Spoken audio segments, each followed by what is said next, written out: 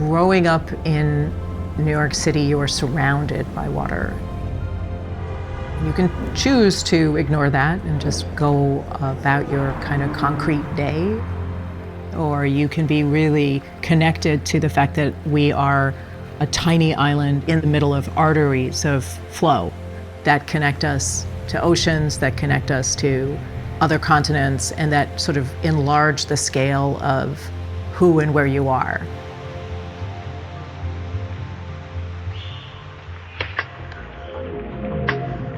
The title of this year's Hyundai Terrace Commission is "The River is a Circle."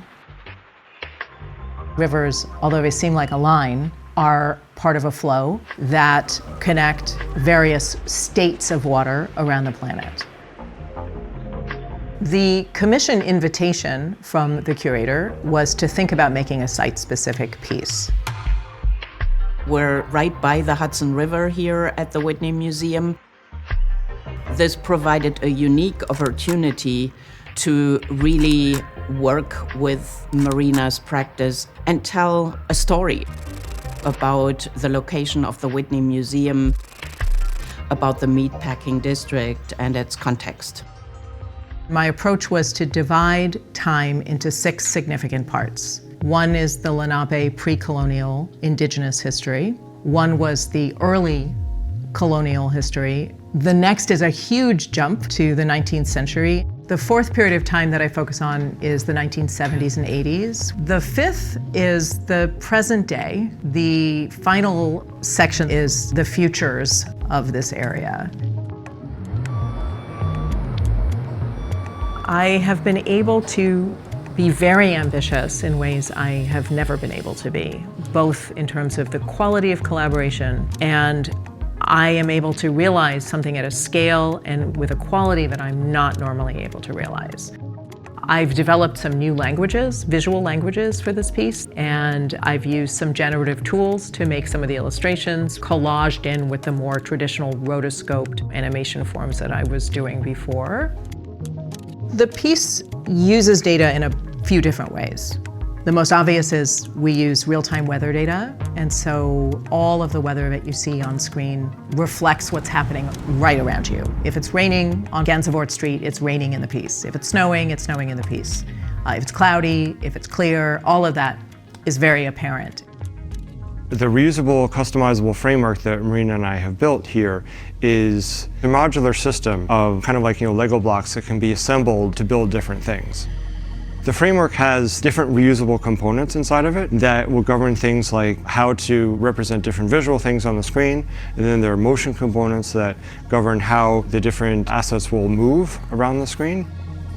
But the beautiful thing that James designed is a flocking algorithm that lets us create variety. So no 6 to 10 fish are ever going to swim up that river the same way twice.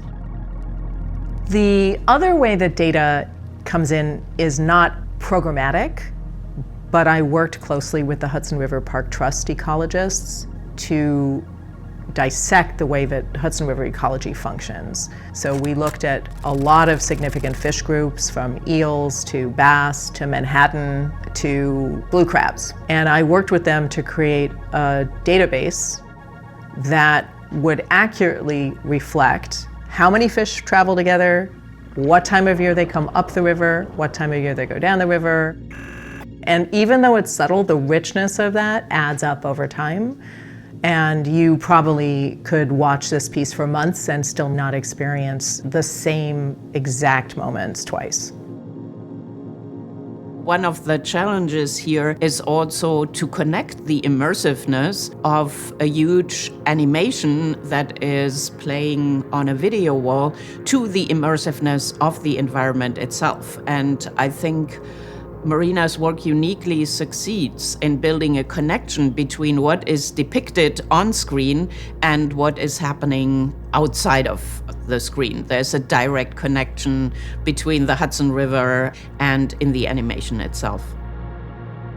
I worked with an architect I've worked with before named Blake Goble. Together, we conceived of a way to extend the animated space into the sculptural possibilities of the terrace.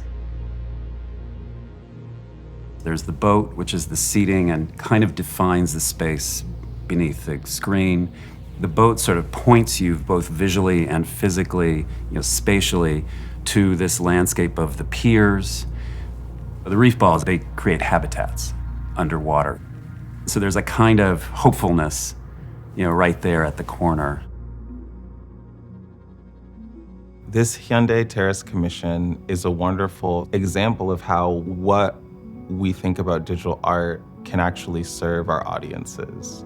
A lot of people are kind of under the misconception that an art museum is only a place to learn about art, but Marina really expands how we use art to educate our audiences.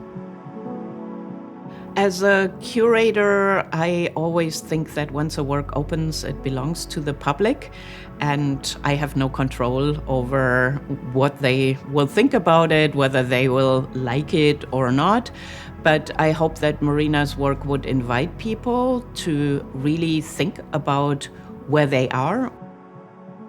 I am not an activist with this work. There is no single point to be made. I am not asking you to overturn a bill or do certain kinds of acts of protection. I have to leave that to you. I care about people wanting to investigate more. Anybody who wants to research more, get to know more, I hope that this feels like an invitation or a gateway to really thinking about the complexities of time and place. I would say that my priority is to produce work that compels a viewer to act with love towards their planet.